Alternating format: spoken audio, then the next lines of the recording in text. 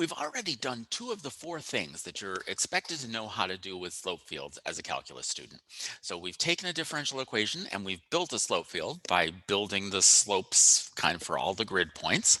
And then we've used one of those filled out slope fields to kind of sketch out an individual solution to a differential equation, one that goes through a specific point. The third thing that we're going to do is we're going to look at a filled out slope field and we're going to be able to recognize the differential equation that led to that slope field. All right, so this is page 614 in the notes, and let's take a look at what we're doing here. All right, so we've got 10 different slope fields here. And what you might want to do just for fun is maybe kind of sketch out an individual solution to these slope fields. All right, like this. We're gonna kind of go, yeah, and then we're kind of going like this. And we're kind of going like, yeah, that. All right, so you're not you're not intersecting lines, so that was maybe a little bit overzealous. Maybe it was a little bit more like that. All right, so the idea is that we're using these as kind of guidelines to kind of give us an idea of the functions that have these solutions.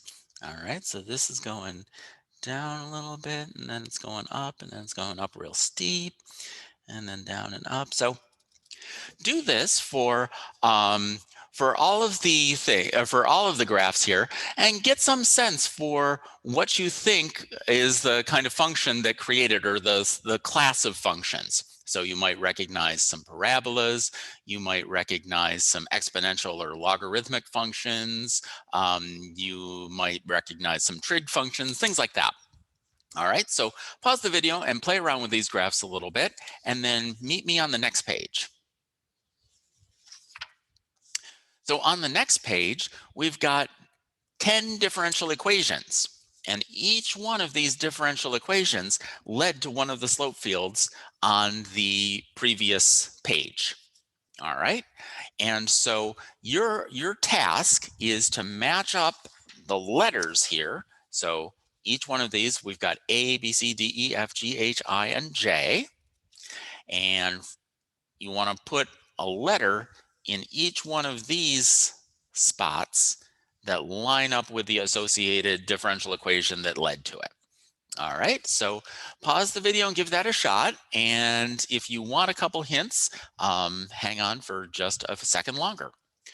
So there are a couple different ways that you can think about solving these equations. Let me do a few here. All right. First thing you can do is you can kind of look at the equation and say, okay, well, I know what kind of slope field would lead to that. All right. So for instance, number 4 here is dy dx is equal to 2. So this is something that's not depending on x or y. It's just going to be the slope at every one of those points is 2.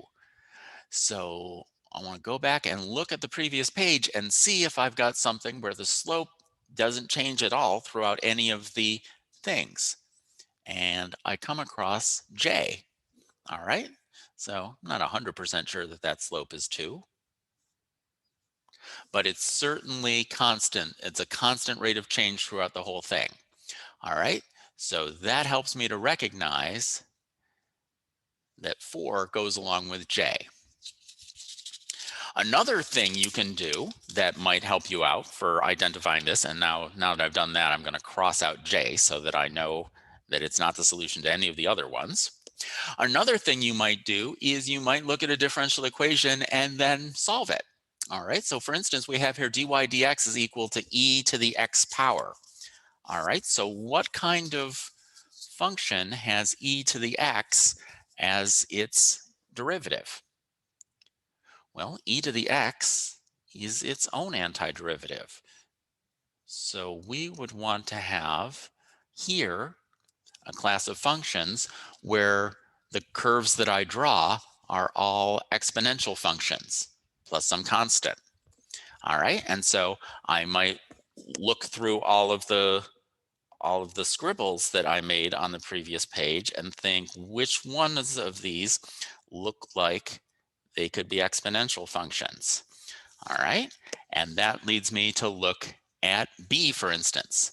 So those definitely look very exponential. They're very flat and then whoop, off they go. All right. This is just the same thing scaled down by a couple points. So that's going to let me know that this is b. All right. So you can do either one of these things. I mean, it's probably a good idea just to do all of them. So in this case, y is equal to 2x plus c. So for each one of these, I want you to find the antiderivative and then find the associated slope field graph on the previous page and put the letter in there. All right. And so I gave you those two as a spot. In the next video, we will quickly go over the solutions that I came up with for all of these problems.